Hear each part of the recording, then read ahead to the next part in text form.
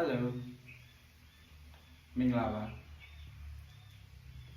ဒီနေ့ကျွန်တော်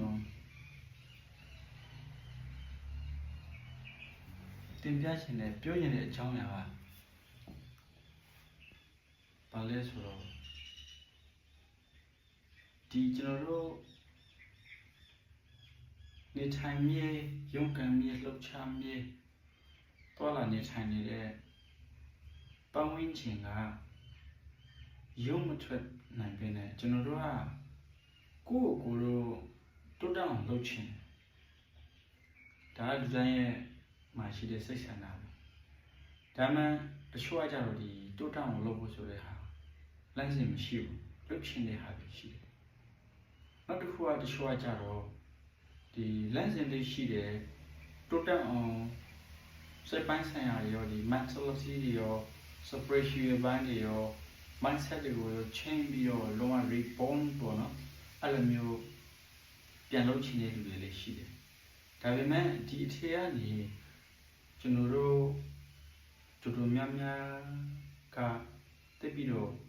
ရုံမထွက်နိုင်ကြဘူးဘာဖြစ်လို့ရုံမထွက်နိုင်ကြဘူးလဲဆိုတဲ့ရှင်ကြတော့လှုပ်ရှင်ကြိုင်ရှင်တဲ့စိတ်လည်းရှိတယ်လမ်းစဉ်လေးရှိတယ်ပန်းနိုင်လေးရှိတယ်ဒါပေမဲ့ဒီကျွန်တော်တို့မှာဒီပတ်ဝန်းကျင်မှာပေါ့နော်ကျွန်တော်တို့ရဲ့ပတ်ဝန်းကျင်မှာပတ်ဝန်းကျင်ထဲကရုံမထွက်နိုင်ကြဘူး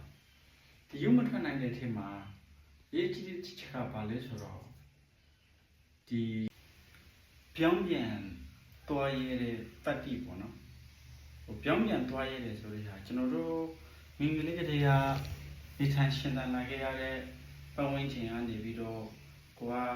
ဟိုရုံထွက်နိုင်ရတဲ့တတ္တိပေါ့နော်ဘာဖြစ်လို့ဆိုတော့တစ်ခါလေကြာရင်ကျွန်တော်တို့မှာအမြင်ရလေး clear ဖြစ်နေပြီလောကရှင်းလင်းတဲ့ကိုယ့်ရဲ့တိုးတက်ဖို့လမ်းစဉ်တွေကိုလုပ်မယ်ဆိုတော့ဟိုဟာ clear ဖြစ်နေပြီဒါမှဒီကိုနေထိုင်နေကြပတ်ဝန်းကျင်ကနေပြီးတော့ဟိုရုံထွက်မဲ့ဟာကြတော့ဒီဟာကြတယ်နည်းနည်းတတ္တိလိုအပ်တယ်ဗျဒီတိုင်းကြီးဖတ်ကနေဆိုတာ ਨੇ ဟိုဖြစ်သွားတဲ့အရာမျိုးမဟုတ်ဘူးတတ္တိမျိုးကကြတော့ဒီမှာကြတော့ဘလို့တတ္တိလဲဆိုတော့တယောက်သေးနေထိုင်ရတဲ့တတ္တိဒါအရေးကြီးတယ်ဘာဖြစ်လို့တယောက်သေးနေထိုင်ရတဲ့တတ္တိကပိုပြီးအရေးကြီးတယ်ဆိုတော့ကျွန်တော်တို့မှာဒီပတ်ဝန်းကျင်မှာတအားပင်ကြီးအပေါင်းအသင်းတွေနဲ့ဒီနောက်တီတွေနဲ့အဲ့လိုမျိုးစကားပြောနေတဲ့အချိန်မှာကိုယ့်ရဲ့ပင်ကိုဗီဇကိုစရိတ်ကိုကြည့်ဖို့အချိန်မရှိဘူးကျွန်တော်တို့ကဒီပြင်ပကိုအနှောက်ယှက်ပေးနေတဲ့ဒီ distractions ပဲပေါ့နော်ဒီဖုန်းတွေရဲ့နောက်ပြီးတော့အခုဒီ AI တို့ဘာလို့ပေါ်လာလဲဆိုတော့ပို့ဆိုတာပေါ့အဲ့တော့ဒီအချိန်မှာပဲကျွန်တော်တို့ကတဝိတ်လေနဲ့ဒီနေထိုင်နေကြပတ်ဝန်းကျင်မှာပဲရှင်းသန်လာတဲ့အခါဒီကနေခွဲထွက်ပြီးတော့ကိုယ့်ကိုတကယ်စစ်မှန်တဲ့ဟိုရှာဖွေမှုစပြုလုပ်တဲ့အချိန်မှာလေဒါဟိုဒုက္ခအစင်မပြေတဲ့ဟာတွေကအများကြီးရှိတာပေါ့နော်ဒါပေမဲ့ဒီအစင်မပြေတဲ့ဟာတွေကတော့ကိုယ်မှစိတ်ထဲမှာတွေ့ထားမှာပါလဲဆိုတော့ဒါလေးဒီနေ့ပြီးသွားမှာပါပဲဒီဟာကြီးကကိုယ့်ကိုရှာဖွေတယ်ဆိုတဲ့ဟာဟိုအချိန်အတိုင်းတာတစ်ခုကြိုင်ကြမှာပေါ့နော်တစ်လကြိုင်ကြမယ်တစ်နှစ်ကြိုင်ကြမယ်နှစ်နှစ်ကြိုင်ကြမယ်ဒါမှဒါ process ကြီးတစ်ခုဒီတိုင်းကြီးပဲဒီအထက်မှာပဲလောင်ပိတ်ပြီးတော့ဟိုဖြစ်နေမှာမဟုတ်ဘူးဒါ process ကြီးတစ်ခုသူဖြစ်စဉ်တစ်ခုပေါ့နော်အဲ့တော့ဒီဖြစ်စဉ်ကိုကြိုးလုံးပြီးဆိုတာ ਨੇ ကိုယ့်အတွက်အဆင်ပြေမှုတွေဟို confidence တွေ mindset တွေ change သွားမယ်ဒီလိုဟာမျိုးတွေကိုကြတော့ကျွန်တော်တို့ check မိတ်ပြီးတော့တုတ်တင်နေတော့ကျွန်တော်မြင်တာပေါ့နော်ဘာဖြစ်ဆိုတော့ဒီ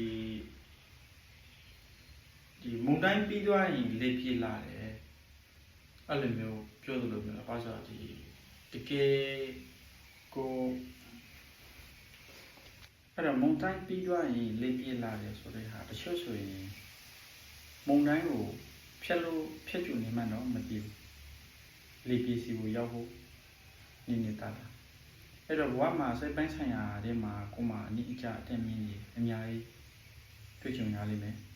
ဒါကိုတတိကပ်ပြီးတော့ကျွန်တော်တို့ချိုးဖြတ်လို့ရပါတယ်တတိဆိုတာကတော်တော်လေးကိုအကျုံးဝင်တဲ့တော်တော်လေးကိုအကောင်းဆုံးလက်နဲ့တစ်ခုပေါ့နော်တကယ်လို့ဘဝထဲမှာဘဝတိတ်ပွဲလို့ ပြောခဲ့တယ်ဆိုရင်မင်းကပြည်လက်နဲ့ကိုရွေးမလဲလို့နေခဲ့တယ်ဆိုရင်တစုံတယောက်ကပေါ့နော်ကျွန်တော်တတိဆိုတဲ့လက်နဲ့ကိုပဲရွေးနေတယ်လို့ဘာဖြစ်လို့ဆိုတော့တတိမပါတဲ့စိတ်ကကိုယ့်ရဲ့လူရှင်အောင်တုံ့ပုံနိုင်တဲ့ပတ်တိမရှိဘူးကျေးဇူးအများကြီးတင်ပါတယ်ဒီနေ့မှာကျွန်တော်ပြောတဲ့အထက်မှာဟို information ပေါ့နော်အချက်လက်တွေမှားသွားတယ်ဒါမှမဟုတ်